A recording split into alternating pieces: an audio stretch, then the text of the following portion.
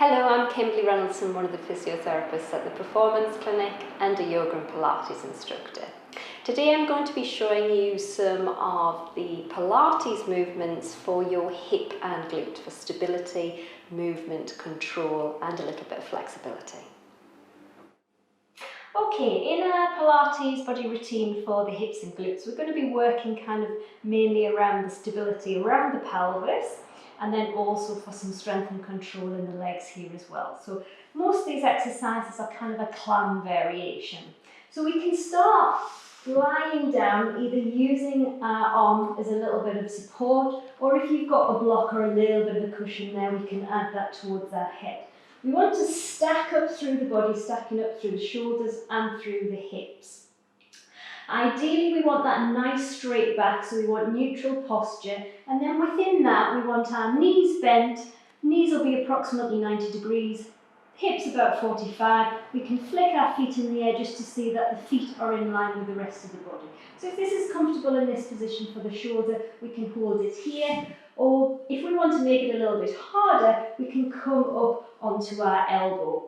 Whichever position we're in, but especially if we're on the elbow, we want to be lifting up out the waist and making sure that our shoulder's underneath that elbow there for support. So we can work through the obliques here, work and rotator cuff muscles and strength and stability around here as well.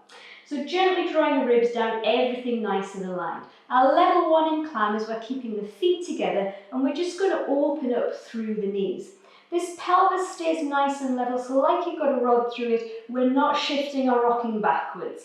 And we're just floating the knee up as far as we can get it without that pelvis rolling back, and then allowing the knees to gently come down, full range to kiss each other, and then opening up again.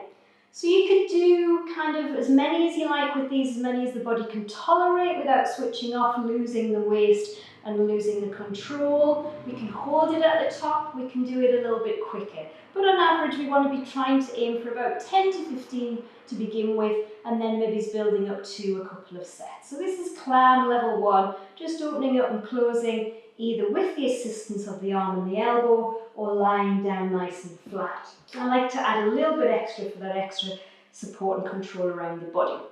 To make this a little bit harder, we can come into clam level 2. So with clam level 2, the knees are down, we just lift the toes up so we can pivot at the feet.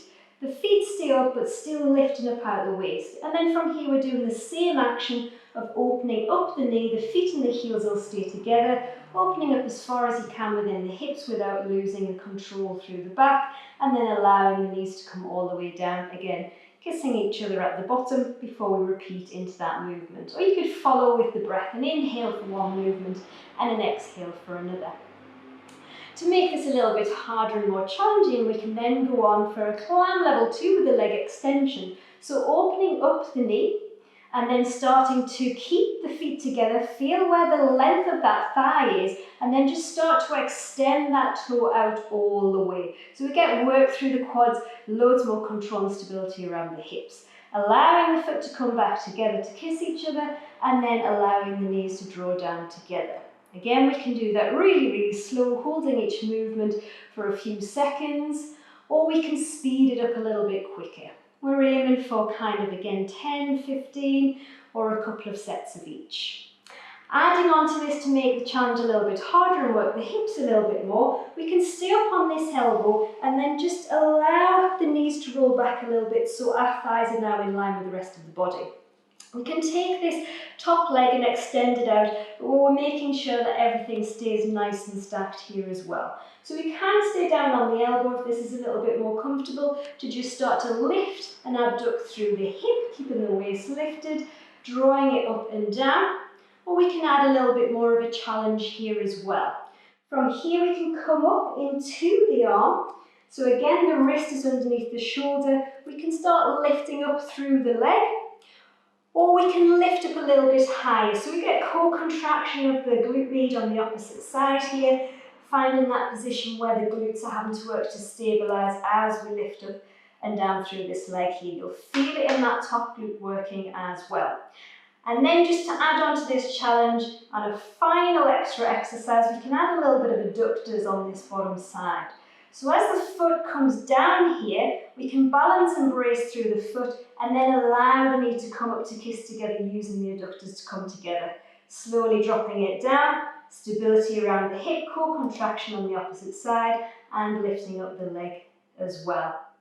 So repeating through all these movements, a little bit extra challenge, either allowing the body to be a little bit lower in the arm or a little bit higher here as well. These glutes and Pilates exercises, all for the glutes, and the stability around the legs and the pelvis are really good for anybody that's doing any kind of athletic sports. If we've got kind of a lot of running and different things, loads of control around the legs, but also just generally helping to strengthen up the legs to help offload the back.